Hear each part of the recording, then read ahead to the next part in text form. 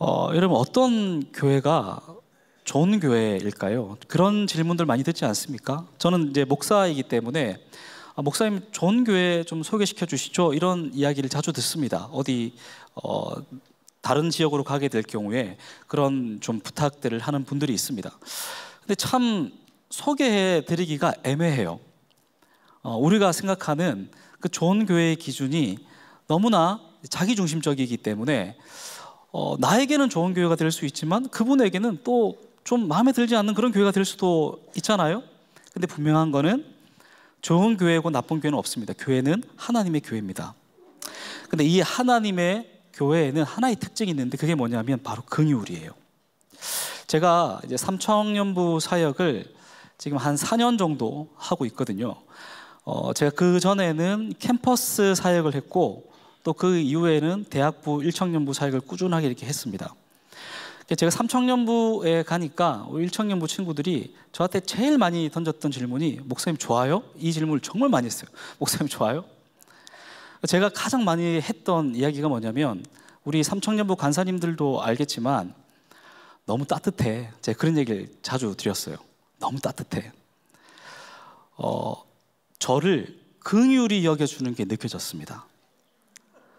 저를 불쌍히 여겨준다는 게 아니라 저를 따뜻하게 환대하고, 또 제가 모자란 게 많잖아요. 목사들이 모자란 게 많은데 그 모자란 것들을 모자르다고 탓하지 않고 따뜻하게 이렇게 보듬어 주는 게 느껴져가지고 너무 좋았습니다. 제가 이제 그런 이야기를 목사님들 사이에서 좀 많이 했어요. 삼청년부 가니까 너무 따뜻합니다, 막 이런 얘기를 많이 하니까 작년부에 한 목사님이 듣고 계시다가 작년부가 더 따뜻합니다, 그런 얘기를 하시더라고요. 언젠가는 저도 작년부에 한번 가서 그 따뜻함을 좀 경험해 보고 싶습니다. 근데 여러분, 교회의 본질은 저는 긍휼함이라고 생각하는데 예수를 모르는 세상은 어떨까요?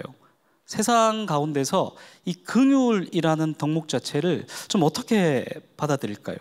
누군가에게 내가 너를 불쌍하게 생각한다, 불쌍히 여긴다, 이렇게 이야기하면 되게 기분 나빠합니다.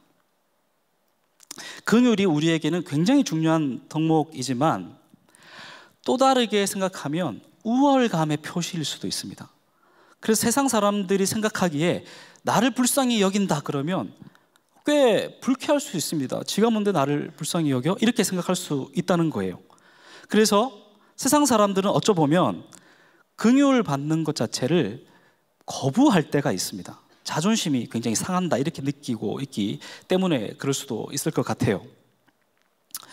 우리 모든 자연 만물에는 하나님을 알 수 있는 힌트가 숨겨져 있습니다. 그걸 일반계시라 그래요.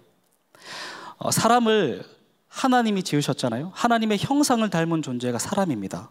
그래서 우리의 마음 가운데도 하나님의 형상이 있고, 예수를 모르는, 하나님을 모르는 사람 마음 가운데도 하나님의 형상이 닮아져 있는 게 있습니다. 그래서 우리가 때로는 기독교, 그리스도인뿐만이 아니고 일반적으로 세상을 사는 사람들도 여러 가지 구제의 일들을 합니다. 누군가를 돕고, 또 누군가가 쓰러져 있으면 돕고, 또 누군가가 안 좋은 모습이나 불쌍한 모습들이 있으면 같이 울고 그렇게 합니다. 그래서 비단 이 긍휼이라는 것이 우리에게만 있는 게 아니고 하나님의 형상을 입은 모든 사람들에게 다 이 긍휼하신 마음이 있다고 생각해요. 근데 본래의 인간의 모습으로만 있으면 좋을 텐데 인간은 그렇지 않습니다. 인간은 타락했거든요. 그 타락의 흔적이 이 긍휼에도 나타나는데 일그러진 긍휼의 모습들이 있는 거예요. 그게 뭐냐면 동정입니다. 누군가를 동정하는 거예요. 또 상대를 낮추고 자기가 우월감을 느끼는 그 감정입니다. 여러분, 긍휼과 동정의 차이가 뭔지 아십니까? 지속 가능성이라고 저는 생각을 해요. 우리가 누군가를 동정한다면 한 두세 달, 한 두세 번 뭐 이렇게는 도울 수 있습니다. 뭐 구제금을 내야 되는 상황들이 있으면 뭐 그때 도울 수 있습니다. 단회적이고 그게 길지 않으면 할 수 있습니다. 근데 그게 10년이고 20년이고 내 삶을 정말 바쳐야 되는 그런 순간들이 온다면 여러분, 그럴 수가 없어요. 동정은 단회적으로 끝납니다. 근데 긍휼은 다릅니다. 긍휼은 삶의 방향성 자체가 바뀐 거예요. 우리는 그거를 긍휼이라고 합니다. 그래서 우리가 말하는 긍휼은 누군가를 단순히 불쌍히 여기는 게 아니에요. 긍휼의 헬라어 원문을 보면 엘레에몬이라고 하는데 그 말의 의미가 뭐냐면 상대의 고통을 자기 일처럼 느끼는 마음이라고 합니다. 상대의 고통을 자기 일처럼 느끼는 마음. 이것을 저는 다른 말로는 공감이라고 표현하고 싶습니다.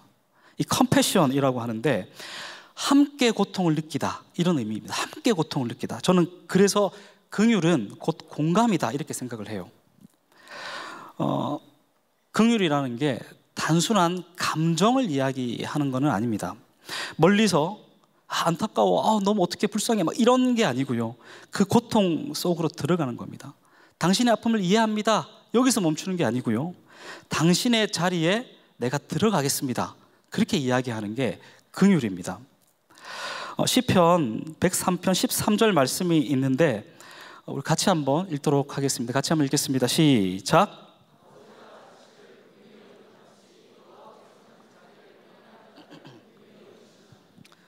여러분, 부모가 자녀의 고통을 볼 때 어떻습니까?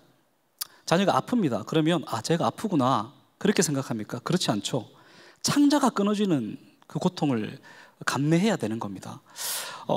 제 아들이 이제 2명이 있는데요. 제 첫째가 이제 10살입니다. 승현이라고 하는데요. 얘가 11개월 때 되게 아팠습니다. 지금도 기억이 나는데 병원을 갔는데 감기 때문에 병원을 갔습니다. 병원을 갔는데 먹는 것마다 다 토하고 막 그러는 거예요. 뭘 먹지를 못하니까 가뜩이나 작았던 애가 더 말라가는 거예요. 그래서 이제 병원을 가서 진료를 받는데 좀 큰 병원으로 빨리 가보라고 얘기를 하는 겁니다. 그래서 그 앞에 이제 여의도 성모병원이 있어가지고 급하게 이제 응급실로 갔는데 응급실에 도착하자마자 애가 경기를 일으키는 거예요. 저는 그 광경을 처음 봤습니다. 11개월밖에 안 된 아이가 눈을 감지도 못하고 동그랗게 떠가지고 몸에 경련을 일으키는데 의사도 어떻게 해야 될지를 모르고 그걸 보는 부모 심정은 이거 어떻게 해야 될지를 모르겠는 거예요. 너무 당황스럽고 단순히 당황스러운 감정이 아니고 안타까워서 어쩔 바를 모르겠는 겁니다. 결국 하나님의 은혜로 잘 낫고 퇴원하고 지금까지 잘 살고 있지만 제가 그때의 광경을 돌아보면 단순히 누군가의 아픔을 공감한다라는 것 자체는 그냥 아프네, 이 정도 수준이 아니라는 겁니다. 자기의 아이가 아파서 정말 죽어가고 있는 그 상황을 보는 부모의 심정, 그걸 같이 느끼는 게 긍휼함이다, 그렇게 이야기를 하는 겁니다. 여러분, 긍휼이라는 것 자체가 하나님의 성품이에요. 예수님이 성육신 하셨다, 그 이야기는 그 자체로 긍휼함의 극치를 보여줬다, 그 이야기를 하는 겁니다. 하나님이 인간이 되신 것, 이것은 궁극적인 공감입니다. 우리 말씀 한 구절 볼 텐데요. 마가복음 10장 45절 말씀입니다. 같이 한번 읽도록 하겠습니다. 시작.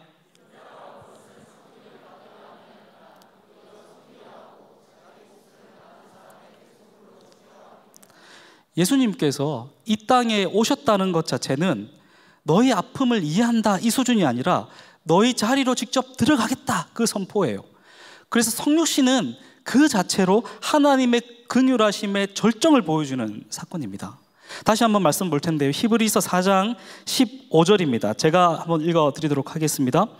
우리에게 있는 대제사장은 우리의 연약함을 동정하지 못하실 이가 아니요 모든 일에 우리와 똑같이 시험을 받으신 이로되 죄는 없으시니라, 이렇게 얘기되어 있습니다. 예수님은 우리의 연약함을 직접 경험하신 분이에요. 배고픔을 아셨고요, 슬픔을 아셨고요, 피곤함을 아셨고요, 배신의 아픔을 아셨고요, 죽음의 고통을 아신 분입니다. 복음서는 예수님의 이 긍휼하신 모습들을 계속적으로 기록하고 있습니다. 마태복음 9장 36절을 보니까 이렇게 되어 있습니다. 무리를 보시고 불쌍히 여기시니 이는 그들이 목자 없는 양과 같이 고생하며 기진함이라. 불쌍히 여겼다. 창자가 끊어지는 고통을 경험했다. 마치 부모가 아이가 아픈 것을 보는 그 심정을 경험하셨다, 그런 이야기입니다. 여러분 그렇지 않습니까? 우리가 정말 사랑하는 사람이 고통받고 있다면 어떻게 그 고통이 남의 고통만 됩니까? 내 고통이 되는 거죠. 이게 공감이고 이게 긍휼이라는 거예요. 다시 말씀드리면 우리가 동정과 긍휼을 헷갈리면 안 됩니다. 동정은 감정적이고 일시적입니다. 동정은요, 거리를 유지합니다. 저 사람 참 불쌍하네 이렇게 말하면서도 자신의 안전지대를 결코 떠나지 않습니다. 동정하는 사람은요, 여전히 높은 곳에 있습니다. 그래서 위에서 아래를 내려다보는 거예요. 근데 긍휼은 다릅니다. 긍휼은요, 경계를 넘어갑니다. 긍휼은 같은 자리로 내려가고 같이 아파하고 같이 울어주고 함께 짐을 지는 게 바로 긍휼입니다. 예수님의 그 비유를 보면, 누가복음 10장의 비유를 보면 선한 사마리아 비유가 나옵니다. 이 비유에 긍휼이 무엇인지를 보여주는데 제사장과 레위인이 등장을 해요. 여러분 잘 아시다시피 제사장과 레위인은 강도 만난 자를 보고 어떻게 합니까? 그냥 피해갑니다. 성경에 나와 있지 않지만 저는 동정했을 거라고 봅니다. 지나가다가 어유 저기 뭐 아픈 사람 있네, 어떡하지? 하면 지나갔을 거예요. 근데 사마리아인은 어떤 마음을 가지냐면 이런 마음을 가집니다. 불쌍히 여겨. 불쌍히 여겼다. 그리고 그가 한 일은 기름과 포도주를 부어 상처를 싸매고 자기 나귀에 태워 주막으로 이동합니다. 밤새 돌보고요. 다음 날 데나리온 2개를 주면서 주인에게 이렇게 얘기합니다. 이 사람을 돌보아주고 비용이 부족하면 내가 돌아올 때 갚겠습니다. 이렇게 얘기를 하는 거예요. 여러분 이게 긍휼입니다. 이 선한 사마리아인은 고통을 자기 고통으로 느낀 거예요. 그래서 시간과 돈과 에너지를 아끼지 않습니다. 동정은요, 불쌍하다에서 끝나지만 긍휼은 내가 당신의 짐을 지러 함께 가겠습니다라는 결단이에요. 예수님이 바로 그렇게 오셨습니다. 믿으십니까? 우리와 함께 하시고 우리의 짐을 지려고 우리의 죄를 대신 담당하시려고 이 땅에 오셨습니다. 그냥 지켜본 것이 아니라 진짜 오셨습니다. 이게 궁극적인 공감이고 긍휼이다. 저는 그렇게 말씀드리고 싶습니다. 담임 목사님께서 종종 그런 이야기를 하죠. 배워서 남주자, 그런 이야기 자주 하시는 거 기억나시죠? 맞습니다. 그리스도인들은 배워서 남주는 존재들이에요. 이건 단순한 잠깐의 어떤 나눔이 아닙니다. 잠깐의 나눔이 아니고 내 삶의 방향을 그렇게 정한 겁니다. 나는 배워서 남주는 인생 살 거야 라고 내 인생의 방향을 정하는 존재들, 그 존재들이 그리스도인입니다. 근데 우리가 이 긍휼을 실천하기 위해서 꼭 필요한 것이 있어요. 그게 뭘까요? 여러분, 난 동정하지 않을 거야, 난 긍휼을 실천할 거야 한다고 그렇게 사라집니까? 그렇게 안 사라져요. 지금 제가 쭉 얘기를 하지만 어떤 분들은 그럼 넌 잘해 뭐 이런 표정으로 보시는 분도 있을 거고, 뭐 그거 말도 안 되는데 어떻게 하라는 겁니까? 그렇게 이야기하시는 분도 있을 겁니다. 어떻게 이걸 실천할 수 있을까요? 여러분, 우리의 마음이 바뀌어야 됩니다. 긍휼을 실천하기 위해서 정말 필요한 것 하나가 있는데 그게 뭐냐면 겸손입니다. 겸손한 마음이 없다면 긍휼이 있을 수가 없습니다. 빌립보서 2장 5절부터 8절까지는 그리스도의 겸손을 이렇게 묘사하는데 제가 5절 읽고 여러분들이 6절 읽고 교독 한번 하도록 하겠습니다. 너희 안에 이 마음을 품으라. 곧 그리스도 예수의 마음이니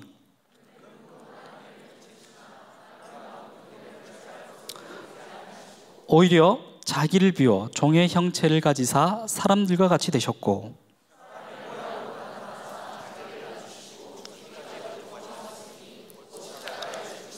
아멘. 여러분, 이게 상상이 됩니까? 예수 그리스도께서 신입니다. 하나님의 본체라는 말은 모르페데우라고 얘기를 해요. 하나님의 본질과 영광을 모두 다 가지고 계셨다, 그런 의미입니다. 근데 자기를 비웠다라는 말은 케노시스인데 완전한 자기의 비움을 얘기하는 거예요. 하나님의 모든 것들을 다 가지고 계시는 분이 자기를 비웠습니다. 신성만 버린 게 아니고 그가 가지고 있던 모든 특권을 버리고 이 땅에 내려온 겁니다. 전능하신 분이 연약함을 입으신 거예요. 무한하신 분이 유한한 세계로 들어온 겁니다. 영원하신 분이요, 시간의 세계로 들어온 거예요. 창조물이 피조물이 된 겁니다. 여러분, 이게 공감이 되십니까? 이 말이 믿어지세요? 믿어지지가 않습니다. 그래서 너무 멀게 느껴져요. 최근에 넷플릭스 드라마에 여러분 닭강정이라는 드라마 아십니까? 혹시 보신 적 있습니까? 말도 안 되는 설정이에요. 사람이 어디 기계에 들어갔는데 닭강정이 됐대요. 잘 모르시죠, 여러분? 한번 넷플릭스 한번 쳐보십시오. 닭강정이라고. 진짜 사람이 닭강정이 된 겁니다. 진짜예요. 닭강정이 된 거예요. 근데 그런 소재로 가지고 드라마를 만들었는데 저는 10분 보다가 말았거든요. 말도 안 되는 설정이라. 어떻게 사람이 닭강정이 됩니까? 근데 오늘 우리가 매번 읽는 그 성경의 이야기는요, 사람이 닭강정이 된 것보다 더한 이야기입니다. 사람이 닭강정이 되는 것도 말이 안 된다고 우리가 드라마를 보면서 욕하는데, 성경에는 그 말이 안 되는 것보다 더 말이 안 되는 이야기가 기록되어 있습니다. 그게 성육신입니다. 그게 하나님이 보여주신, 예수 그리스도께서 보여주신 겸손의 절정이다, 이렇게 볼 수가 있는 거예요. 여러분, 예수님의 겸손은요, 단순히 아래로 내려갔다, 그것만 있는 게 아닙니다. 예수님의 겸손에는 목적이 있습니다. 목적 없는 그런 내려감, 이게 아니고요, 사랑과 긍휼의 실천이라는 분명한 방향성을 가지고 낮아지셨습니다. 요한복음 13장을 보면 유월절 만찬 자리가 있는데, 우리 말씀 한 구절 보도록 하겠습니다. 요한복음 13장 4절 5절 말씀인데요, 우리 한 목소리로 4절 5절 같이 읽도록 하겠습니다. 시작.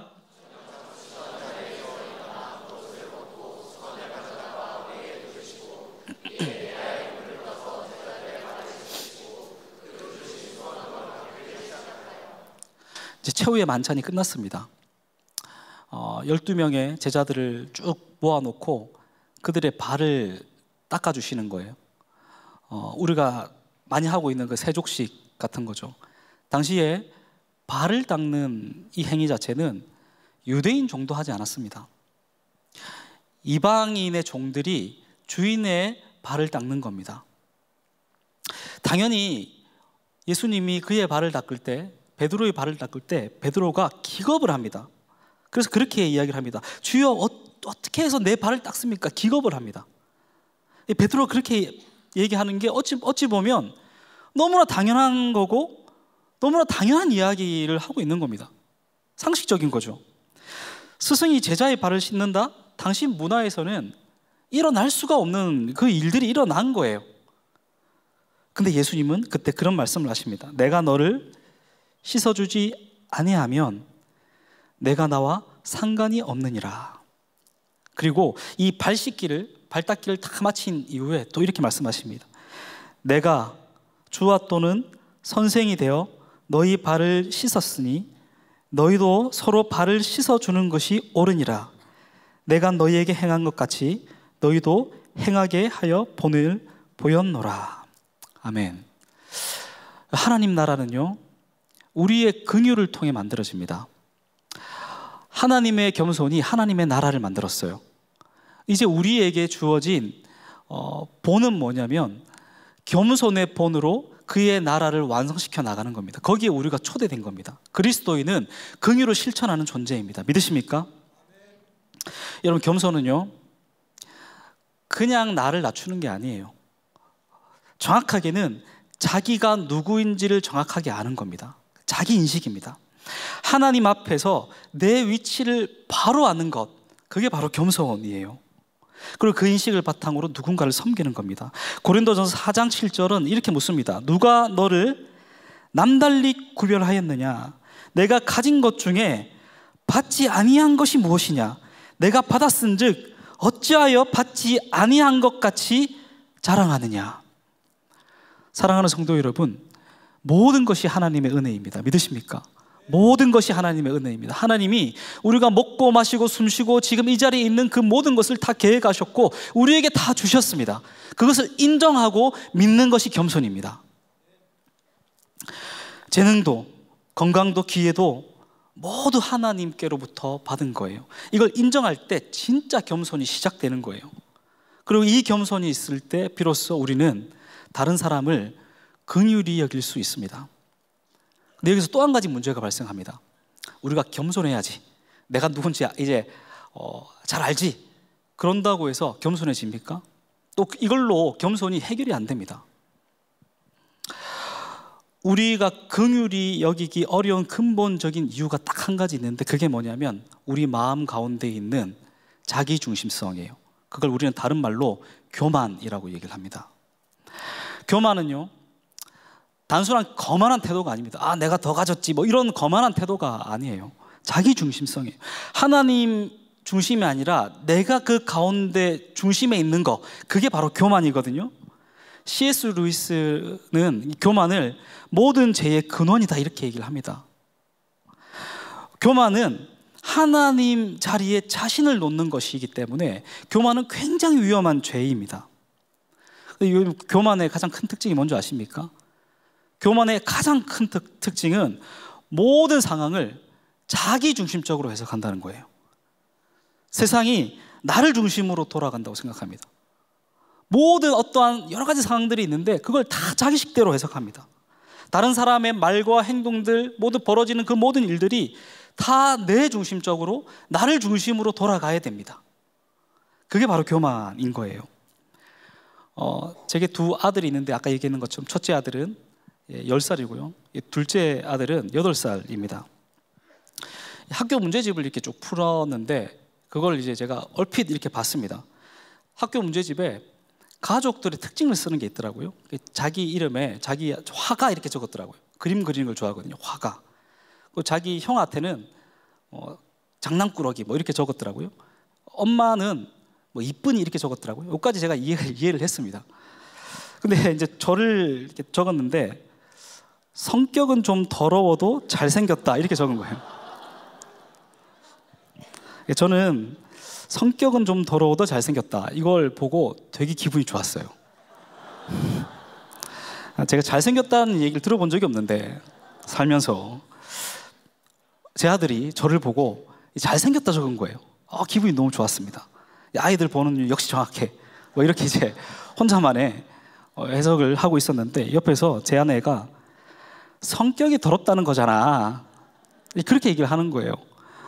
지한이가, 제 둘째가 지한인데 지한이가 당신한테 불꽃 남자라 그러지 않아? 그러는 거예요. 불꽃 남자라 그래. 그럼 무슨 뜻이야? 물어보니까 성격이 더럽다는 얘기야.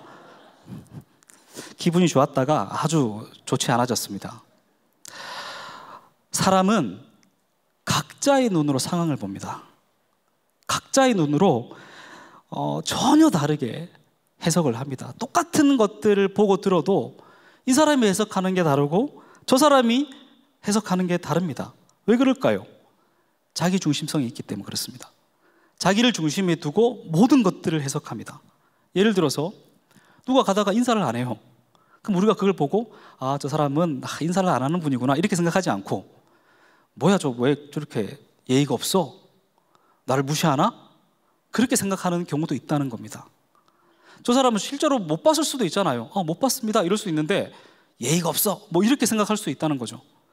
누가 어떤 말을 한마디 툭 했습니다. 그냥 아무 생각 없이 하는 게 실없는 얘기인데 하루 종일 곱씹는 분도 있습니다. 도대체 저 말이 무슨 의미일까? 어떤 한 행동을 했는데 그 행동이 나와 전혀 상관없는 행동임에도 불구하고 저 행동은 어떤 의미가 있을 거야 라고 하루 종일 곱씹는 분도 있습니다. 이게 바로 자기중심적 해석이에요. 교만한 우리 마음 가운데는 나를 중심에 두고 모든 상황들을 바라보는 이런 못된 습관들이 있다는 겁니다. 모든 것을 자기 눈으로만 보는 것, 자기 기준으로만 판단하는 이게 바로 교만입니다. 이러한 자기 중심성은요 사실 모든 것들을 다 파괴합니다. 첫 번째는 하나님과 우리의 관계를 파괴합니다. 하나님이 중심에서 밀려나고 자기가 그 중심으로 들어오면 기도는 어떤 거가 될까요? 자기 욕구를 채우는 그런 만족의 도구밖에 안 됩니다. 여러분 설교를 듣지만 우리가 설교를 들으면서 설교 쇼핑도 많이 하시잖아요. 정말 전 좋지 않은 거라고 생각합니다. 이 목사님, 저 목사님, 저 유튜브 여러 교회를 돌아다니면서 좋은 말씀을 듣는 이 쇼핑하는 것들은 사실 본질적이지 않습니다. 어찌 보면 자기중심성에서 설교를 소비하고 있는 겁니다. 우리 마음 가운데 이런 것들이 있다면 그건 우리가 교만한 겁니다. 주의 말씀을 많이 듣는 것보다 주의 말씀대로 살아보려고 노력하는 것이 더 중요합니다. 그 말씀을 들었는데 또 다른 말씀을 또 듣고 이 만족이 안 되는데 또 다른 말씀을 또 듣고, 이게 바로 설교를 소비하는 겁니다. 우리는 설교를 소비하는 사람들이 아니라 하나님의 말씀을 듣고 그 말씀대로 살아가는 사람들이어야 돼요. 근데 마음 가운데 교만이 있으면 하나님과의 관계가 이렇습니다. 좋은 강의 듣는 겁니다. 그리고 두 번째는 공동체와의 관계도 파괴합니다. 아까 얘기했던 것처럼 모든 걸 다 나의 눈으로 해석하거든요.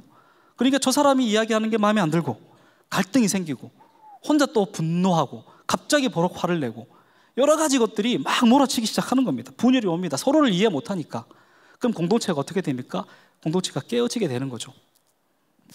1, 2, 3청년부의 공동체들의 개수를 좀 보면 지금 아마 팀이 한 150개 좀 넘을 것 같아요. 150개에서 한 180개 정도 될 것 같은데, 얼마나 많은 팀들이 있고 얼마나 많은 간사님들이 있고 얼마나 많은 리더님들이 있습니까?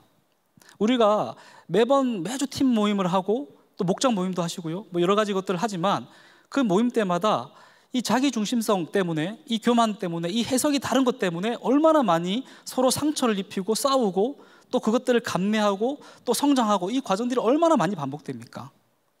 우리가 성숙해지지 못한다는 것은 나를 중심으로 모든 것들을 해석하기 때문에 그러면 성숙이 일어날 수가 없는 거죠. 우리가 성화의 과정이 된다라는 것은 자기 중심 가운데 내가 아니라 하나님을 모시는 거예요. 그랬을 때 우리의 관계는 더욱더 부드러워집니다. 결국 이거는 스스로도 파괴시키는 결과를 맞이하게 됩니다. 끊임없이 자기를 의식하고 살면 그 마음 가운데 평안이 없습니다.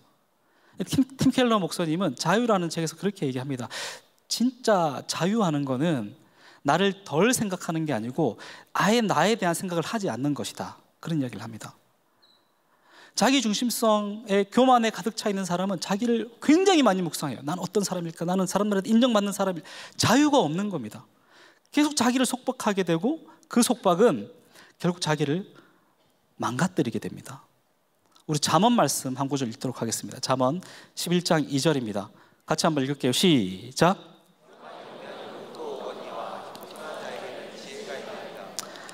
교만이 오면 욕도 오거니와 겸손한 자에게는 지혜가 있습니다. 교만은 결국 우리를 망가뜨리게 됩니다. 자기 눈으로 모든 상황들을 해석하고 또 그것과 마주하게 된다면 결국 그것은 자기를 계속적으로 고립시키고 관계가 깨어지고 망가뜨리는 그 결과를 맞게 되는 거죠. 여러분, 교만하지 않으십니까? 우리가 교만이라는 이 키워드에 자유할 수 있는 사람이 누가 있습니까? 저서부터 이곳 가운데서 우리가 교만하지 않는 모습을 가진 사람이 어디 있습니까? 우리는 분명히 속사람으로 날로 새로워졌습니다. 그리스도의 은혜로 인해서 우리는 이제 새로운 사람이 됐어요. 그럼에도 불구하고 우리의 겉사람이 있어서 여전히 우리는 그 교만의 중심으로 돌아가려고 그 쓴뿌리들이 있는 겁니다. 그래서 성경은 뭐라고 얘기하냐면 날마다 회개하라고 얘기를 합니다. 날마다 회개하라. 여러분 맨날 죄짓고 사십니까? 도덕적인 죄, 여러분 어떤 법률적인 죄 맨날 짓고 살아요? 아니잖아요. 딱히 우리가 죄를 놓고 기도를 하면 별로 기도할 게 없습니다. 뭐 오늘 교통신호 지키지 않은 뭐 그런 것들 몇 개 있겠죠. 근데 여기서 말하는 회개는 그런 게 아니고요, 여전히 우리 가운데, 우리 마음 가운데 담겨져 있는 그 자기 중심성, 깨어지지 않는 그 교만, 나를 주인으로 두려고 끊임없이 돌아가고자 하는 그 겉사람의 그 모습들, 우리는 그것들을 날마다 회개해야 되는 겁니다. 오늘 이 밤에도 성령님 만나서, 하나님 만나서 해야 되는 것이 내 가운데 있는 그 중심성을 다 죽이고 하나님께서 진짜 주인이 되는 그 겸손의 은혜가 있기를 원한다고 고백해야 됩니다. 로마서 12장 15절은 이렇게 말합니다. 즐거워하는 자들과 함께 즐거워하고 우는 자들과 함께 울라. 여러분, 이게 긍휼입니다. 이 긍휼을 실천하기 위해서는 어떻게 해야 됩니까? 자기중심성에서 떠나야 됩니다. 그랬을 때 겸손이 오는 것이고, 그 겸손은 우리를 긍휼함으로, 긍휼한 행동으로, 긍휼한 마음으로 이끌어가는 거예요. 오늘 우리 본문의 말씀 다시 한번 읽도록 하겠습니다. 마태복음 5장 7절인데요. 네, 제가 읽어 드리도록 하겠습니다. 긍휼히 여기는 자는 복이 있나니 그들이 긍휼히 여김을 받을 것이며, 하나님 나라의 백성은 긍휼히 여기는 자입니다. 그들이 긍휼히 여김을 받는다라고 성경은 이야기를 하고 있습니다. 아까 얘기했던 것처럼 긍휼이라는 것은 교만이라는 자기 중심성을 버리고 하나님 중심이라는 겸손을 입어야 가능한 거예요. 우리가 하나님을 보고 회개해야 되는 것은 내 안에 뿌리 깊게 박혀있는 자기 중심성과 교만입니다. 그걸 우리는 우상이라고 얘기를 해요. 이미 하나님은 우리 가운데 있는 모든 문제를 해결하셨습니다. 그게 바로 복음입니다. 우리의 모든 문제가 더 이상 있지 않습니다. 우리가 문제라고 인식하는 그것은 다 허상입니다. 근데 그 죄의 흔적들이 남아있어서 그 허상과도 같은 것들을 붙들고 사는 거예요. 그게 교만입니다. 그게 우리 인생을 망가뜨리는 겁니다. 사랑하는 성도 여러분, 오늘 이 밤에 하나님의 그 공감하심을 묵상했으면 좋겠습니다. 하나님이 다 하셨습니다. 우리의 모든 문제를 다 말끔하게 해결하셨습니다. 우리가 오직 기도해야 되는 것은 우리의 죄의 흔적인 쓴뿌리들을 하나님 앞에 내어놓고 그것을 사라지게 해달라고 기도하는 거예요. 그래서 나의 중심성을 버리고 하나님의 겸손으로 들어가는 것, 그게 오늘 이 밤에 우리가 함께 기도해야 되는 기도의 제목이지 않을까 생각합니다. 이 시간 우리 함께 기도했으면 좋겠습니다. 같이 찬양했으면 좋겠는데요.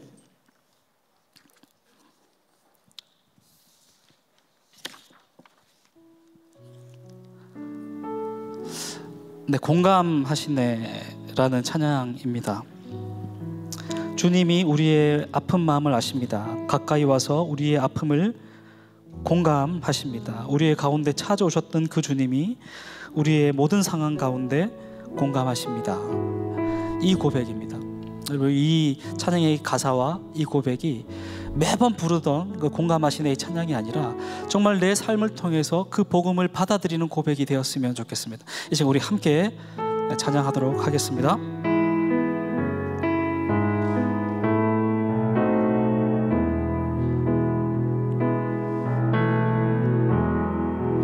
혼자서만 세상을 사는 듯이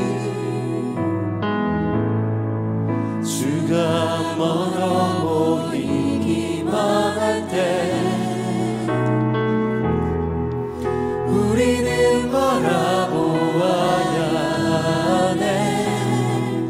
우리에게 오셨던 그 주를 혼자서만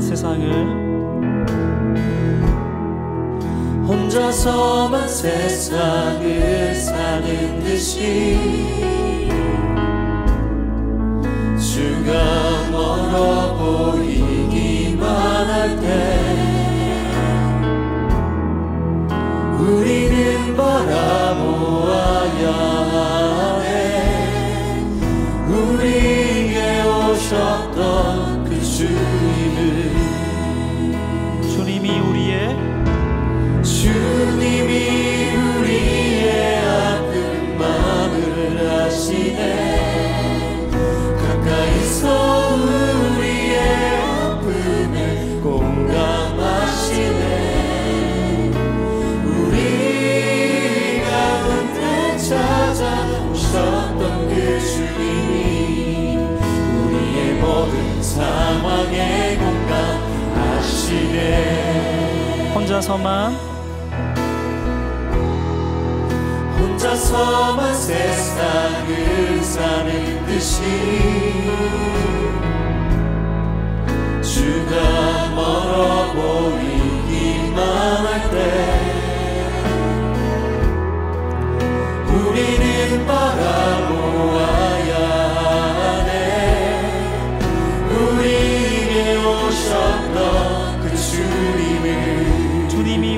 아픈 마음을 주님이 우리의 아픈 마음을 아시네. 가까이서 우리의 아픔에 공감하시네. 우리 가운데 찾아오셨던 그 주님이 우리의 모든 상황에 공감하시네. 주님이 우리의 아픈 마음을 아시네. 가까이서 우리의 아픔에 공감하시네. 우리 가운데 찾아오셨던 그 주님이 우리의 모든 상황에 공감하시네. 주님이 우리의 주님이 우리의 아픈 마음을 아시네. 가까이서 우리의 아픔에 공감하시네. 우리 가운데 찾아오셨던 그 주님이 우리의 모든 상황에 공감하시네. 다시 한번 고백합시다. 주님이 우리의 아픈 마음을 주님이 우리의 아픈 마음을 아시네. 가까이서 우리의 아픔에 공감하시네. 우리 가운데 찾아오셨던 그 주님이 우리의 모든 상황에 두 손 높이 들고 다시 한번 고백합시다. 주님이 우리의 아픈 마음을 주님이 우리의 아픈 마음을 아시네. 가까이서 우리의 아픔에 공감하시네. 우리 가운데 찾아오셨던 그 주님이 우리의 모든 상황에 우리 마지막으로 한번 더 고백합시다. 주님이 우리의 아픈 마음을 주님이 우리의 아픈 마음을 아시네. 가까이서 우리의 아픔에 공감하시네. 우리 가운데 찾아오셨던 그 주님이 우리의 모든 상황에 공감하시네.